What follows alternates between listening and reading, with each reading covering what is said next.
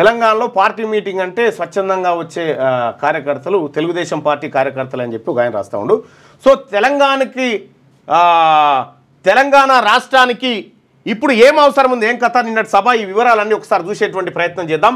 ఈనాడు దినపత్రిక ఏం రాసింది నిన్నటి సభ గురించి అంటే, తెలంగాణకు కాంగ్రెసే విలన్, గోల్మాల్ చేయడంలో అబద్ధాల్లో దాన్ని మించింది లేదు, కమిషన్లు తీసుకోవడం, సంచులు మోయడమే ఆ పార్టీ పని, 420 హామీల అమల్లో వైఫల్యం, ప్రభుత్వాన్ని మేము పడగొట్టం, ప్రజలే వారి ఈపులు సాపు చేస్తారు, పోలీసులు వచ్చేది మా ప్రభుత్వమే, తప్పుడు కేసులు వద్దు, నేను బయటికి వస్తా, పోరాడతా, 11 ఏళ్లలో 11 అంటే ఇప్పటిదాకా బయట లేవన్నట్లే కదా, లేడు, 11 ఏళ్లలో 11 రూపాయలు కూడా ఇవ్వని బజాపా ఆపరేషన్ కగార్ను కేంద్రం నిలిపివేయాలి, బరాసా రజతోత్సవ సభలో కేసీఆర్ అంటూ ఒక వార్తనైతే చూడొచ్చు. ఇక్కడ ఆపరేషన్ కగార్ ఏదైతే ఉందో ఆ కగార్ను ఆపివేయాలనేటువంటి ఒక మంచి మాట ఈ సభ నుంచి వినడం జరిగింది.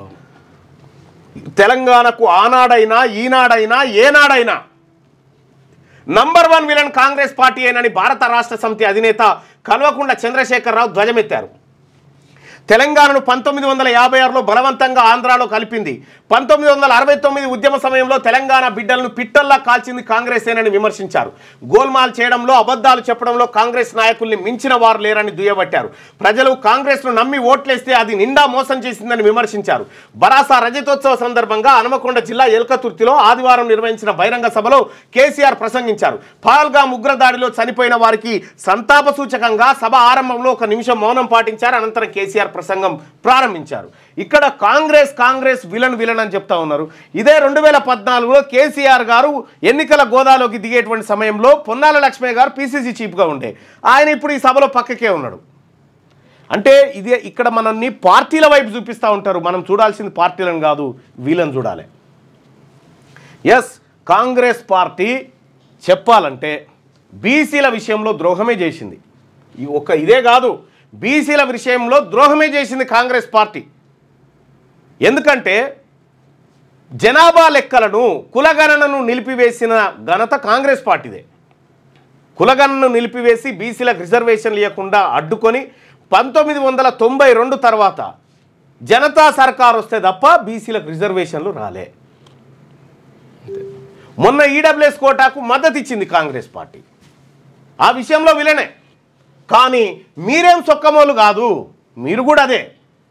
కాంగ్రెస్ వాళ్ళు ఎన్నికల్లో ఎన్ని మాటలు మాట్లాడారు, ఉన్న గాంధీలు లేని గాంధీలు, డూప్లికేట్ గాంధీలు ఢిల్లీ నుంచి దిగారు. కేసీఆర్ ఇచ్చే రైతు బంధును 15,000 చేస్తామన్నారు, 2,000 పింఛను 4,000 చేస్తామన్నారు, దివ్యాంగుల పింఛన్ 4,000 నుంచి 6,000 చేస్తామన్నారు, ఆడపిల్లలకు స్కూటీలు కొనిస్తామన్నారు, విద్యార్థులకు 5 లక్షల గ్యారంటీ కార్డు ఇస్తామన్నారు, 2 లక్షల లోన్ తెచ్చుకోండి, డిసెంబర్ 9న ఒక్క కలంపోటుతో ఖతం చేస్తామన్నారు.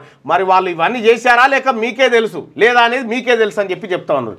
ఇక్కడ ఇదే కాదు, ఇంకా చాలా ఉన్నాయి. 420 హామీలని మీరు చెప్తా ఉన్నారు.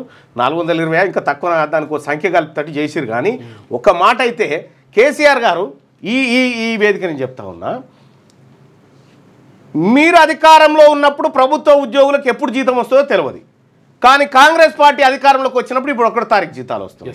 అందుకు మీ కడుపు మసిలిపోతుండొచ్చు, కొంత మీ కడుపు మసిలితే అట్లా మసులుతుండొచ్చు. ఇవాళ కాంగ్రెస్ పార్టీ ప్రభుత్వం సన్న వడ్లకు 500 రూపాయల బోనస్ ఇస్తూ ఉంది. అది మీ కడుపు మసులుతుండొచ్చు. గతంలో మీరు ఒడ్లు కొంటే ఎప్పుడు వస్తాయో తెలియదు పైసలు, ఇప్పుడు టెన్షన్గా పడతామని గవి కొన్ని మసులుతుండొచ్చు. ఇలా ఉచిత బస్సు ద్వారా ప్రజలే వద్దంటున్నారనేటువంటి మాట చెప్తాను. వద్దంటున్నారనే మాట కరెక్టే, కానీ ఎక్కుడు తప్పలేదు కదా, ఎక్కుడు బరాబరే ఉంది కదా. కాబట్టి కేసీఆర్ గారికి కొన్ని పథకాలు కొద్దిగా ఇబ్బందికరంగా ఉన్నాయి, కేసీఆర్ కంటే బెటర్గా కనిపిస్తూ ఉన్నాయి. సో బీసీలకైతే ఒరిగింది ఏం లేదు. ఒక్క బీసీ కులగణన అనే మాట మాట్లాడలే, కులగణనలో పాల్గొనలేదా కేసీఆర్ కుటుంబం, కులగణనలో పాల్గొనలే కేసీఆర్ కుటుంబం. ఒక్క మాట బీసీల టాపిక్, బీసీల అధికారము, బీసీలకు జరుగుతున్న అన్యాయం గురించి ఒక్క పల్లెత్తు మాట మాట్లాడలే కేసీఆర్ గారు. ఏడాదికే ఇంత పెద్ద సభను విజయవంతం చేశారంటే ఇగో ఇక్కడ ఖాళీలు ఉన్నాయి అన్నట్టు, ఇవన్నీ అర్థమైందా. ఏడాదిన్నరకే ఇంత పెద్ద సభను విజయవంతం చేశారంటే మీరు కూడా ఒక నిర్ణయానికి వచ్చినట్టు అర్థమవుతుంది. ఎన్నికలు త్వరగా వస్తే బాగుండనే ముచ్చటే జనాల్లో వినిపిస్తుంది. ప్రజల్లో అలాంటి అభిప్రాయాలు ఉన్నాయని తెలిసి మా దుబ్బాక ఎమ్మెల్యే మాట్లాడితే కాంగ్రెస్ వాళ్ళు గుర్రమంటున్నారు. మా ప్రభుత్వాన్ని పడగొడతారా అంటూ భరాసాపై నిందలు మోపుతున్నారు. మీరే చెడిపోయి పడిపోతుంటే మేమెందుకు పడగొడతాం, మేము ప్రజల దీవెనలతో మళ్ళీ అధికారంలోకి వస్తామని చెప్పి అంటా ఉన్నాడు. కేసీఆర్ గారు మీరు రాసి పెట్టుకోండి, రాబోతున్నది బీసీ ప్రభుత్వం, బీసీల ప్రభుత్వమే వస్తుంది. ఇక చాలు, నీ మామిడికాయ తొక్కు టేస్ట్ చూసినాం, ఆయన మామిడికాయ తొక్కు టేస్ట్ చూసినాం, అందరి టేస్ట్లు అయిపోయినాయి సార్. మీ పిల్లలు ఐఐటి ఎంసెట్ లాంటి కాంపిటేటివ్ ఎగ్జామ్స్ కి ప్రిపేర్ అవుతున్నారా? జాబ్స్ కోసం చేసే ప్రయత్నంలో విఫలమవుతున్నారా? ఇంగ్లీష్ పై పట్టు సాధించలేక పోటీ ప్రపంచంలో వెనుకబడుతున్నారా? స్టేట్ సిలబస్ అయినా సెంట్రల్ సిలబస్ అయినా అన్ని సబ్జెక్టులు ఇప్పుడు ఒక్క క్లిక్ లో. షేక్ స్పైకర్ ఇప్పటి వరకు ఎవరు తయారు చేయలేని విధంగా రూపొందించబడిన సరికొత్త యాప్. ఇప్పుడే షేక్ స్పైకర్ యాప్ ని ప్లే స్టోర్ నుండి డౌన్లోడ్ చేసుకోండి. కేవలం 1000 రూపాయలకే 7 ఏళ్ల పాటు సబ్స్క్రిప్షన్ పొందండి.